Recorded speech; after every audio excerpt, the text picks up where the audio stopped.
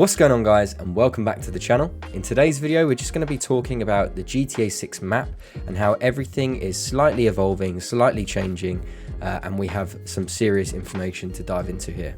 So without further ado, let's get into it. So it's been reported that Rockstar are planning to do an ever-evolving map, and what this means is essentially the main map is going to start off with Vice City and sort of what we've already seen here that I'll put up on the screen.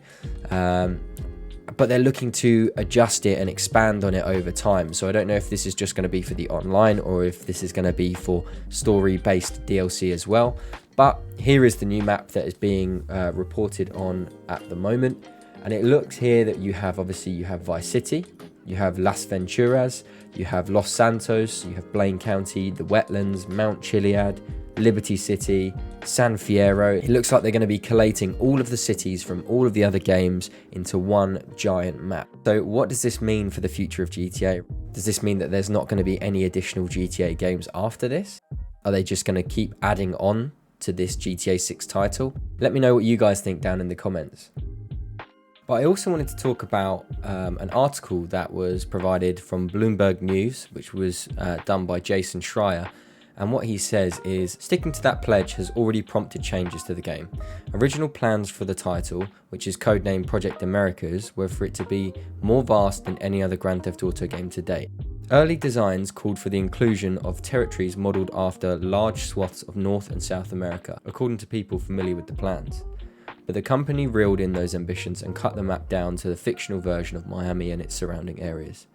Rockstar's plans is now to continually update the game over time, adding new missions and cities on a regular basis. Still, the game's world remains large, with more interior locations than the previous Grand Theft Auto games, impacting the timeline. So for me, what this means is potentially the game was larger than they originally expected it to be, realised that we don't want to push the game back any further, cause additional delays to the game, and they've decided to tone that map down to Miami, which is the Vice City setting.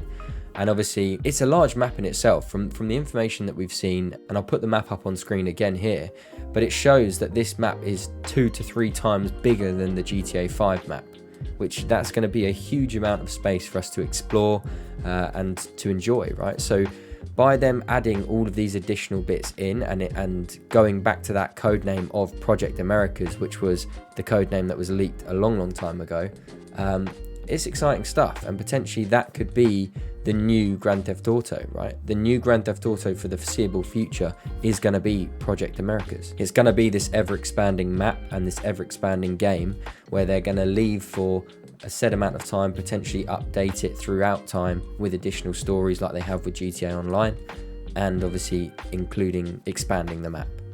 So let me know what you guys think about this. I'm super excited to find out a little bit more around the map and how that's all going to work. But the potential of the map constantly expanding and ever evolving is pretty exciting in my eyes. I've always wanted to be able to have a Grand Theft Auto game where I can go between all of the cities, you know?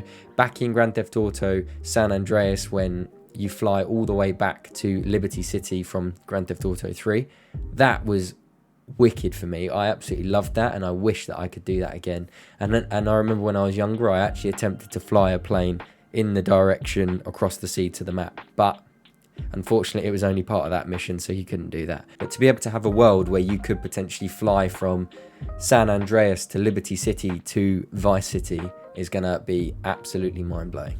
So let me know what you guys think down in the comments. I'd really like to hear your opinions on a world this large, a world this complex, and what it means for the future of Grand Theft Auto. So if you guys enjoyed the video, please hit that like button, subscribe for more, and I'll be bringing more GTA content as soon as I hear about it. So thanks for watching, guys, and I'll see you later.